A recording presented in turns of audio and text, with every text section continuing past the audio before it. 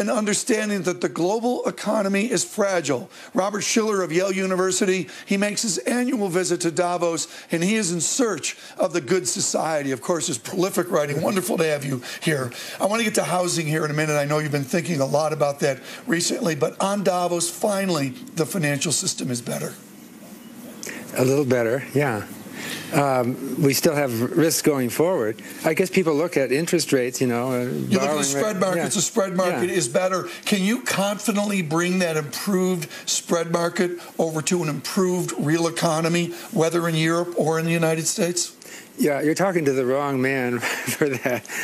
I wrote a book, Animal Spirits. Yeah. What is it that drives it? George Akerlof and I thought it's mostly psychology or attitudes or stories that drive the economy. This whole European crisis that we're going through was started by a story of Greece. It's a great story.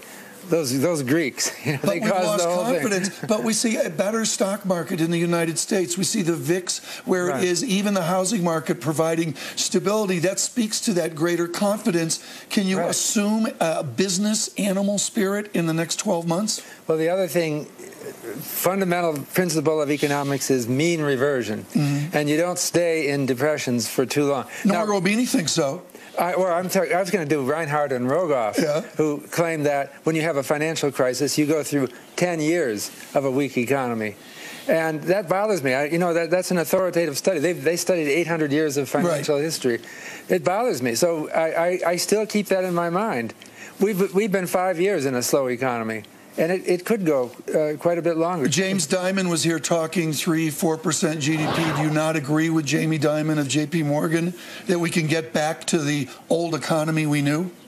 Well, we could. Anything can happen.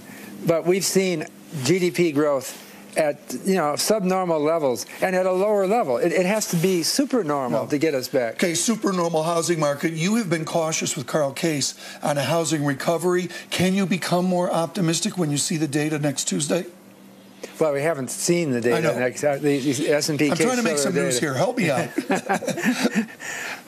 Well, you're talking to someone whose inclination is to be a long-run historian.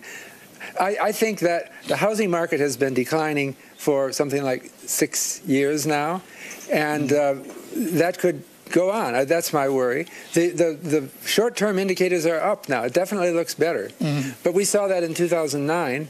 Maybe now people will say 2009 was different because it was the home buyer tax credit that dominated. Right. But you know, you never know. There could be something else temporarily dominating right now. Bob, the key question for me right now is economists love to aggregate the housing market together.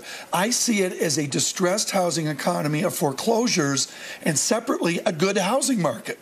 Can't we get a great year in a good housing market where we don't see 2 or 3% year-over-year returns, but 12 months from now we're looking at 4 or 5 or 6% in that normal housing market? But I mean, it's a good housing market in the sense that mortgage rates are very low and prices have come down to normal levels. So yeah, it's a good time to buy if nothing bad happens. But it's also a very bad housing market in that most of the mortgages are being supported by the government.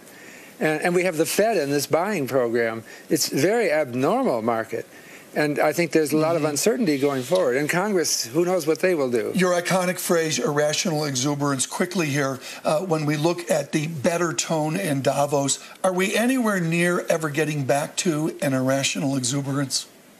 Oh, I think we're pretty far from irrational exuberance, maybe 50 years away. 55-0. Well, that's newsmaking. Bob Shiller, thank you. Maybe. Bob Shiller of Yale University. That was a break exclusive. 50 years from now, Sarah Eisen will still be doing Bloomberg surveillance. Oh, wow. Thank you for that break exclusive. Tom Keene with conversation there with Robert Shiller, who, by the way, is still reluctant to call an all-out housing recovery. We're back here on the